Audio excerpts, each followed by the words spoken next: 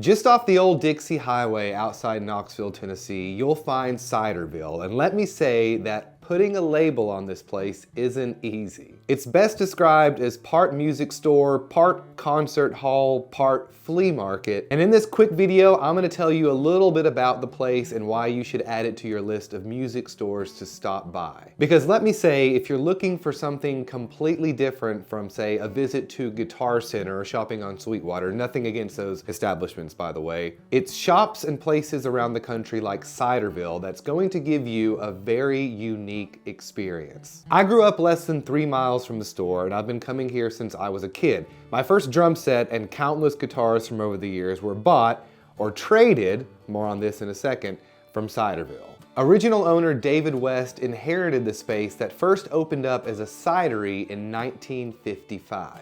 Before the completion of nearby Interstate 75, the Dixie Highway, where Ciderville sits, was one of the main thoroughfares connecting the North and the South. The eastern portion of the highway ran from Sault Ste. Marie, Michigan, all the way down to West Palm Beach, Florida. The network of roads that made up the route passed through Cincinnati, Lexington, and Knoxville, amongst other cities.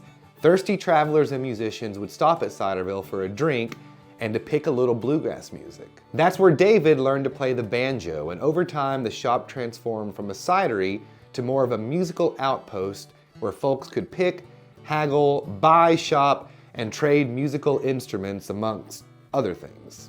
David West went on to perform on the Grand Ole Opry and has contributed to countless recordings and made numerous television appearances throughout the years. He's become a bit of a local legend here in Knoxville and still performs at the nearby Wild Wings Cafe, which I can say from experience is a little hard to get into on nights that he and his band are playing. The adjacent music barn has hosted legendary bluegrass and country music stars for decades, and they still run a weekly Saturday night show, and it's the type of place where you walk in and you feel compelled to drink an RC Cola or buy a moon pie or a bag of Fritos. It's seriously like stepping back in time. And walking through Ciderville, you're surrounded by guitars, banjos, and mandolins interspersed with handwritten notes, decades-old posters, and photographs of times long gone.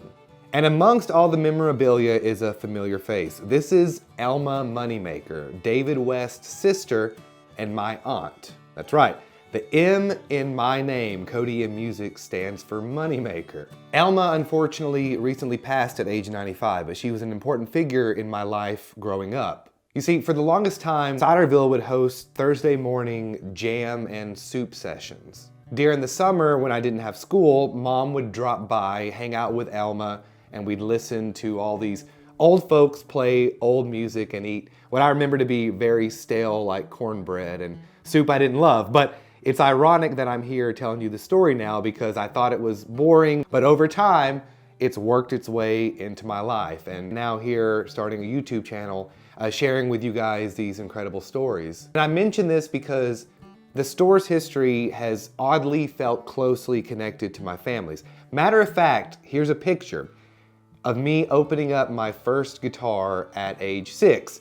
A guitar that my mom traded David West for a goat for my 6th birthday. I didn't know this picture existed till last week, and I think this is kind of hilarious and beautiful.